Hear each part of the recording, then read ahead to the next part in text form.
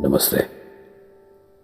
This is my PodTalk number 4. Mental freedom and happiness versus mental dependence and heartaches. Almost everyone has undergone heartaches caused by someone who hurt them or left them for someone else.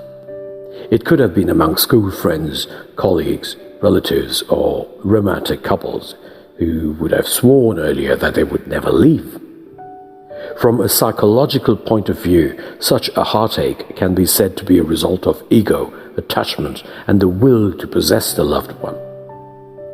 Love, attachment, and being possessive about a person or object you love are in fact often confused with one another. When you truly love someone, you wish them well and do not try to possess them. The great Osho once said, "If you love a flower, don't pick it up, because if you pick it up, it dies and it ceases to be what you love. So if you love a flower, let it be. Love is not about possession. Love is about appreciation." True love is truly loving, wishing the loved one well and expecting nothing in return. In reality, all relationships except the one with the Supreme Brahman or Krishna are bound to end in pain and separation, at least through the death of either of the two in the relationship. Excessive attachment to a person or object also gives rise to the fear of losing who or what one is attached to, and this damages trust, causes suspicion, and ruins one's peace of mind. Attachment to a person usually stems from the state of mind that one achieves through the relationship. The relationship satisfies one or more desires of the person. Bhagavan Krishna has explained the repercussions of being attached to a person or object as follows. Srimad Bhagavad Gita 2.63. A person who thinks of sense objects develops an attachment for them.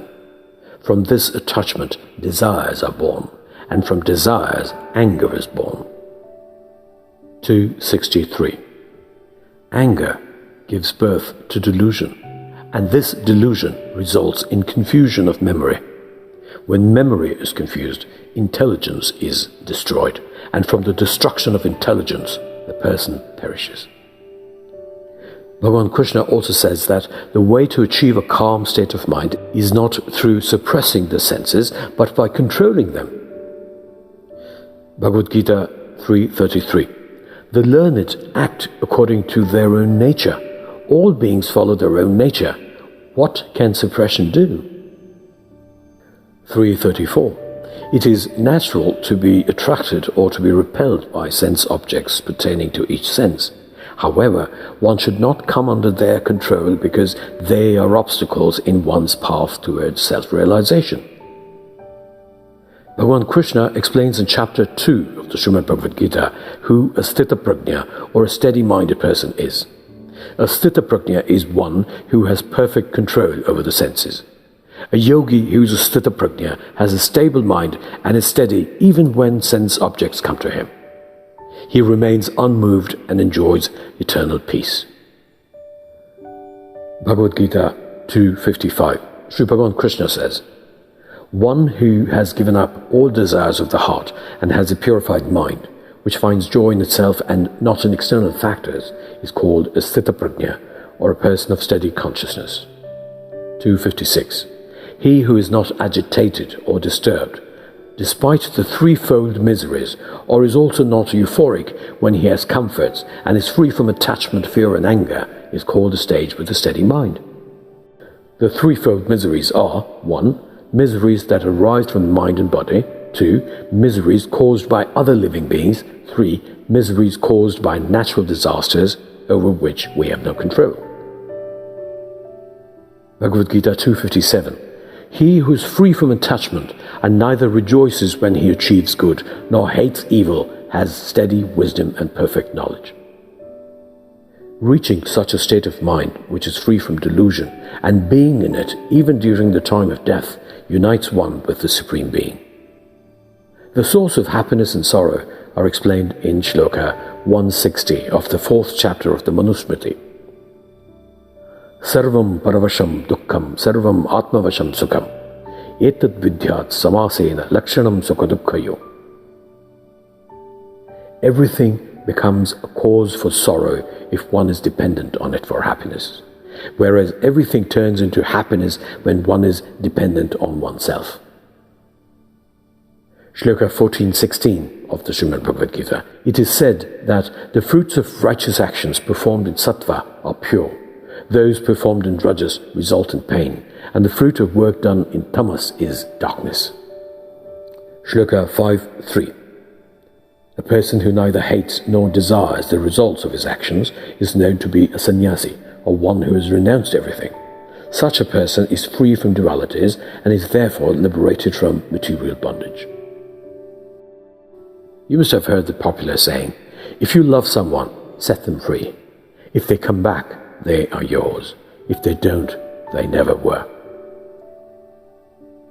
Krishna says in chapter 11, verse 55, Matkarma krunmat paramo madbhaktaha sangavarjitaha nirvairaha sarvabhuteshu yasimameti pandava. The one who is engaged in doing my work, considers me the supreme goal, is free from contamination of the mind with previous activities and doubts, is free from attachment, has no enmity towards any creature, and is friendly with every living entity, certainly comes to me, Arjuna. Shloka 13:30. When a man sees the whole variety of beings as resting in the One and spreading forth from that alone, he attains the realization of Brahman. It means that a man becomes one with the Supreme Brahman when he realizes that all these various forms are rooted in the One. Sri Ramana Maharshi was once asked how to pray for other people. The Maharshi answered, if you are abiding within the self, there are no other people. You and I are the same. When I pray for you, I pray for myself, and when I pray for myself, I pray for you. Real prayer is to abide within the self. This is the meaning of Tattvamasi, that thou art. There can be no separation in the self. There's no need for prayer for yourself or for any other person other than to abide within the self. Those who comprehend the message given above will be free from heartaches. I suggest going through the Ishavasi Upanishad, which is available on my website. With much love and affection, stay blessed. Jai Shri Krishna.